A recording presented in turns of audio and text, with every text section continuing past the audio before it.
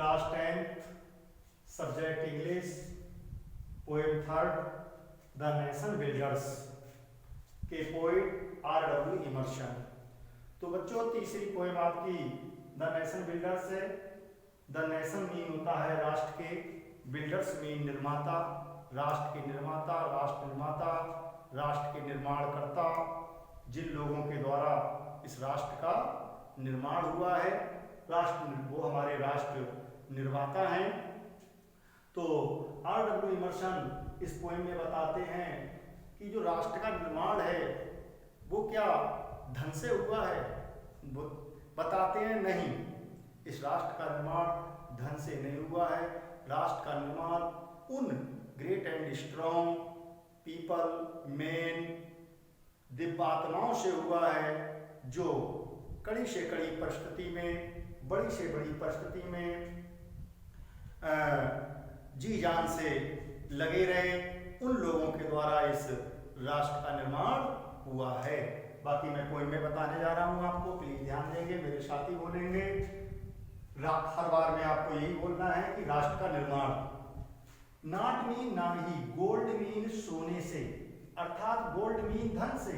इस राष्ट्र का निर्माण जो हमारा देश भारत है या कोई भी देश है, इस राष्ट्र का निर्माण धन से नहीं हुआ है, गोल्ड से नहीं हुआ है, बट बल्कि मेन मीन लोग कैन में बना सकते हैं। केवल उस राष्ट्र के लोग ही राष्ट्र को महान बना सकते हैं। पीपल लोग, और वो लोग कौन से होंगे? Great and strong. केवल ग्रेट एंड स्ट्रॉन्ग लोगों के द्वारा ही इस राष्ट्र का निर्माण हुआ है, और केवल ग्रेट एंड स्ट्रॉन्ग लोगों के द्वारा ही इन फ्यूचर में राष्ट्र का निर्माण होगा। मेन लोग जो लोग फार के लिए, ट्रुथ सत्य के लिए, एंड और ऑनर्स सेक सम्मान की खातिर ऑनर्स सम्मान की खातिर जो लोग सत्य और सम्मान की खातिर स्टैंड मीन खड़े रहते हैं, फास्ट मीन मजबूती से, फास्ट मीन दृढ़ता से, एंड मीन और सफर मीन सहन करते हैं, बर्दाश्त करते हैं, मुसीबतों को सहन करते हैं, लंबी से लंबी और लंबी से लंबी मुसीबतों को सहन करते हैं, उन लोगों के द्वारा ही इस राष्ट्र का निर्माण हुआ है। ब्रेव मीन बहादुर, मेन मीन लोग, बहादुर लोग, हु मीन जो, वर्क मीन काम करते हैं, बहादुर लोग जो काम करते हैं, भाइल मीन जबकि, अदर्स मीन दूसरे कौन? बिग्ड मैन, फुलिश मैन मतलब स्टूपिड मैन मतलब कायर लोग, स्लीप मीन सोते हैं। मतलब राष्ट्र का निर्माण उन लोगों के द्वारा हुआ है, बहादुर लोग जबकि काम करते हैं, जबकि जो दुष्ट लोग हैं, जो अदर हैं, दूसरे हैं, वो उस समय सोते होते हैं।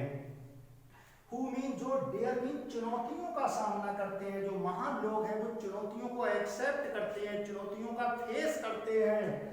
वाइल जबकि, अदर मीन दूसरे, फ्लाई मीन भाग जाते हैं, फ्लाई मीन फुर्र हो जाते हैं, उड़ जाते हैं, दिखाई नहीं देते हैं, चुनौती देखते ही, बाधा देखते ही भाग जाते हैं। तो राष्ट्र का निर्माण उन लोगों के द्वारा हुआ है जिन्होंने चुनौतियों को, डेयर को फेस किया है। They mean way, build mean निर्माण करते हैं, वो बहादुर लोग अपने राष्ट्र का निर्माण करते हैं। अ नेशंस पिलर्स डीप पिलर्स तक, एक नेशन का, एक राष्ट्र का डीप पिलर्स तक, बहुत ऊंचाइयों तक राष्ट्र का निर्माण करते हैं। एंड मीन और लिफ्ट मीन उठा देते हैं, उस राष्ट्र को उठा देते हैं। देम टू द स्काई, और उन लोगों के द्वारा ही ये राष्ट्र स्काई तक, आकाश तक उठा है। तो बच्चों ये पोएम आपकी क्लियर हुई। प्लीज हर एक्सरसाइज का हर पैरा नोट करना है, उस पैरा का अनुवाद आपको हिंदी में करना है, उस पैरा से संबंधित जितने भी क्वेश्चन आपकी बुक में दिए हुए हैं, हर पैरा से संबंधित 2 ही क्वेश्चन आपको करने हैं। एक में आपको